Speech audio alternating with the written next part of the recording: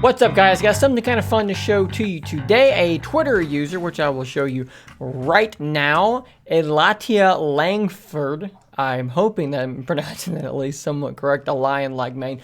They tweeted this just the other day. This controller is apparently a very good fit for the original Surface Duo, and of course in some research I found out that the Duo 2 and that the Z Fold also fit quite well in it, and then they were kind enough to tag me in it. So I took a look at this thing and I thought, wow, this thing does look really good. Some of you may know that I have had some success using this thing, okay? It's called the FlyDigi Wii 2T or Wii T2 or something like that. I'll put a link to it in the description. And it is a similar product, right? It telescopes out, your phone sits in the middle, and then you play your game. My biggest problem with it is that the sticks are a little small and that the entire thing just is a little flexy, a little wobbly. It just feels a little bit cheap. Granted, it's like $40. And this thing here that we're talking about today is about $80. And of course, if you want to purchase this thing, there will be an affiliate link in the description. Here you go. This is the Amazon page, $79.99. And again, for me, it was actually next day delivery. So maybe you'll get lucky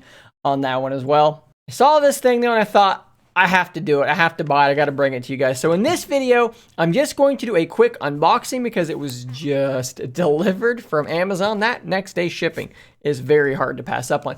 So we're going to unbox this bad boy, and I'm going to kind of give you just first impressions of how it feels, and then I'll have a full review coming in just a few short days. So let's go to the magical, wonderful overhead camera here, and let's take a look at this thing. So RIG Portable Precision MJX Wireless Mobile Controller, Game Pass Ultimate, advertised right there on the box. It is, of course, Bluetooth. This does not plug in any way. It is all Bluetooth. I don't know how it charges. I really hope it's USB-C. That would be really, really good.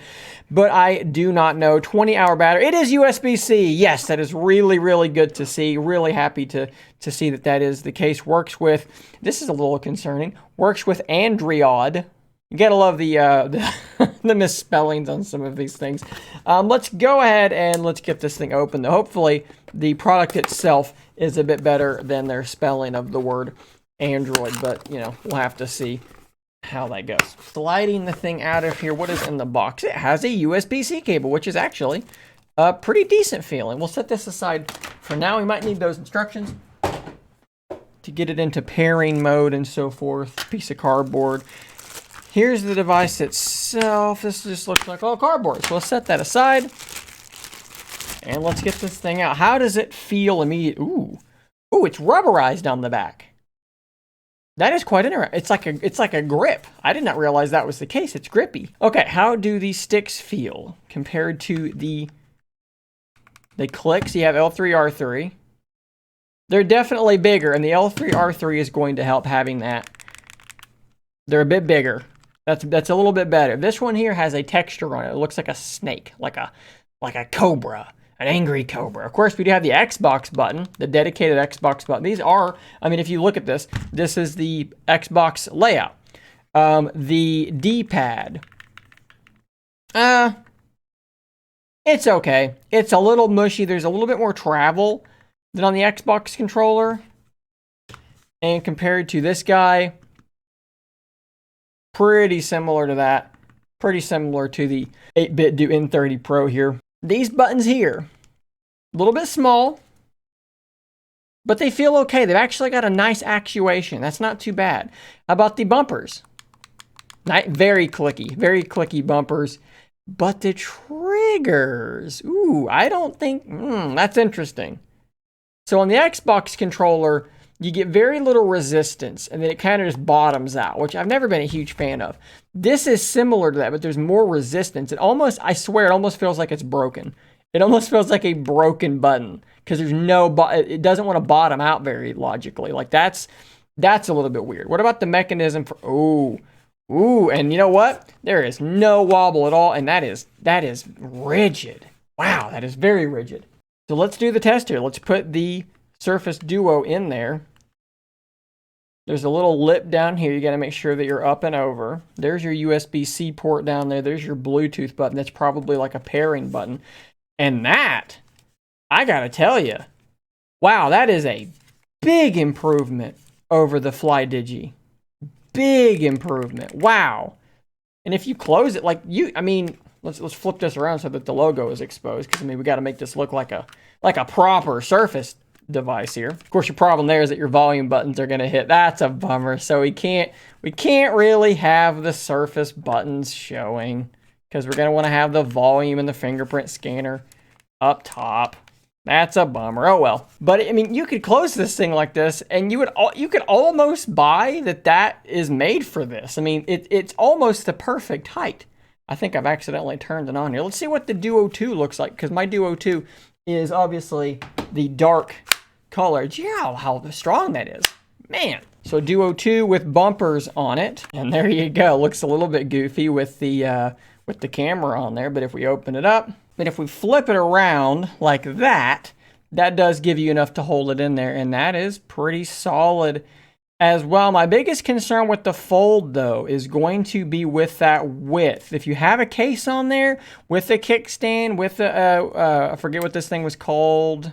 I don't remember. With something like that, it doesn't really want to hold on to it super duper well. But if you flip it around where the screen is down there, that does seem to work okay. Back on Duo 2, let's turn on auto rotation. Let's let it flip around, and let's go into Bluetooth pairing, pair a new device. And I'm going to do that to turn it on. And I would think it would go straight into pairing mode, because it's never been paired to anything before, but maybe it will, maybe it won't. I don't see it. So let's press the Bluetooth button down there. I'm going to hold it, maybe. I could just read the instructions, but like that's boring. There we go. I held it. The blink started changing. Nikon MGX. We are pairing. We are paired. Let's go ahead and launch Game Pass. Here's a question. If I don't want to be using both screens, can I fold that one around a little? That's a little awkward. You're gonna want to leave it like this. That's fine though.